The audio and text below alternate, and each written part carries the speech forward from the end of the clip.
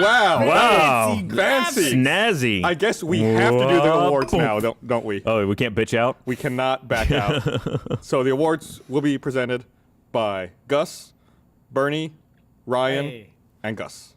Especially Gus. The way you pointed, you didn't point at me, so I wasn't ready. I don't know why. We always go in the same rotation, but I wasn't ready for my close-up there. Sorry. Hey. And Burnie. Oh, they took it away. They took it away. Do it again. Go. No, go. it's back. It's back. Hey, we'll fix it in There post. it is. Okay, here we are. Yeah, nominees. Nominees. Are you gonna derail me again? Nominees for Downloadable Game of the Year.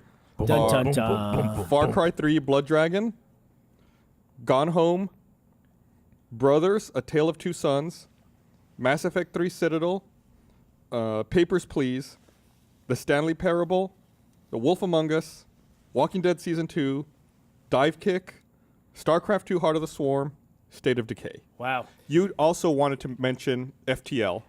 That was one of the ones, but we actually did talk about it last year on the patch. Yeah. Or not on the podcast. Right. And I played the heck out of FTL, but that was a Kickstarter game. It did release in September of 2012, so it's not eligible. But So I definitely played a hell of a lot of FTL this year. FTL is a fantastic game, and they're coming out with the Yes. Advanced Edition soon, at like this month or next month, I think. Still, can I get embarrassing? I still haven't beaten that game. still haven't beaten it On either. easy, I haven't beaten that I game. got close again the other day. Oh, there it is. I got close again the other day. Oh, look, but the ship is didn't make exploding. That is my game, exactly. it. It's like, oh, I upgraded all my firepower, but none of my shields. Oh, look, I've landed next to another sun. How much fun is this going to be? Yeah. Yeah. All I right. need to find a race of people that needs no oxygen. I just open my doors constantly. So how do we decide? We have a three-way not tie. Three-way tie. we have a road got bandages that need a home. Let me think about. So I said Papers, Please. I acknowledge I'm probably not going to win this one. Yeah. I mean,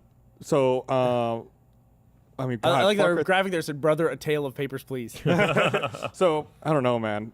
And I would say, look, I think Ryan made an excellent choice with Blood Dragon. It would be certainly on my list of the top 3 games. Yeah. My top 3. Like, why don't we do that? What's your top 3? Okay. So obviously I said Papers, Please. Are you writing this down? Or I'm writing it making down. a note?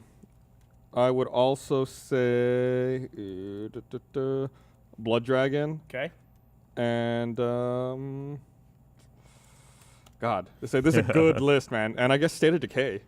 Yeah, I would probably make the same list except for fucking Papers, Please. I do appreciate it. Adam was adamant that we should include Risk of Rain in there.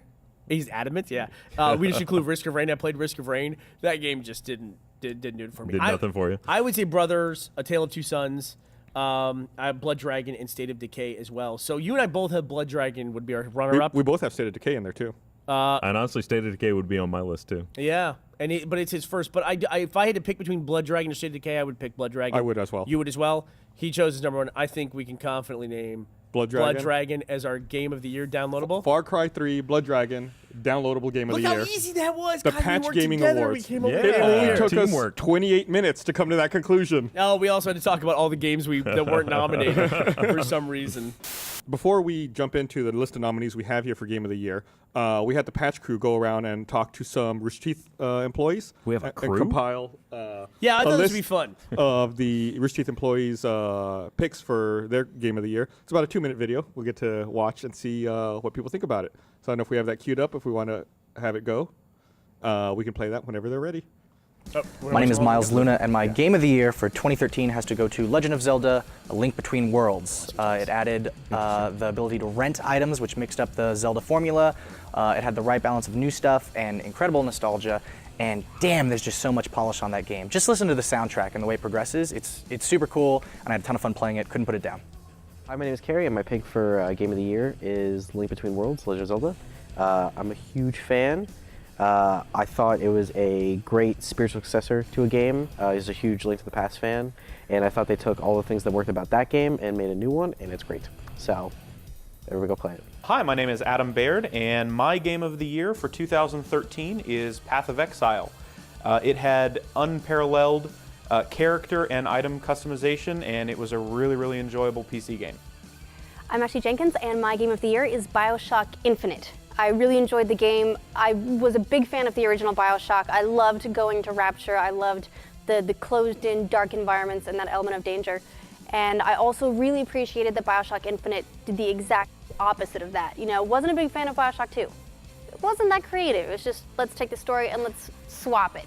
So it was nice to see BioShock Infinite get ambitious again, and instead of locking you into the underwater dungeon, take you into the clouds. It was brilliant. It completely fulfilled the promise of going into the sky, into a floating city, and being able to see for miles and just take in the scope. All right, I am Jack from Achievement Hunter, and my game of the year, which you guys so rudely interrupted me playing, is Assassin's Creed 4 Black Flag. I'm actually trying to murder people right now in it, and I'm completely lost because I don't know what's going on right now. Why is it your game of the year? Because it's just, I love the Assassin's Creed franchise, and this game is just fantastic. It takes the, what the hell is going on here?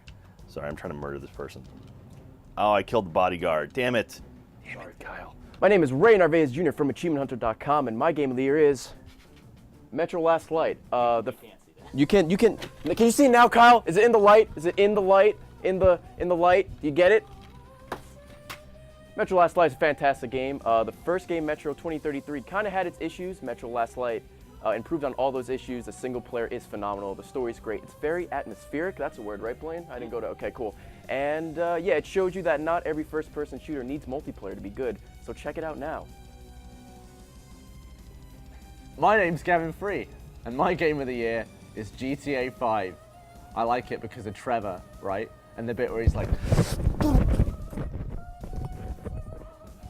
going to be great for the audio portion. Yeah. Hey! So those are some of the people at Rooster Teeth and their choices for game of the We year. respect all of their opinions. So Our the mics only were people not on that, during that. no. So the only people that agreed were the Nintendo kids.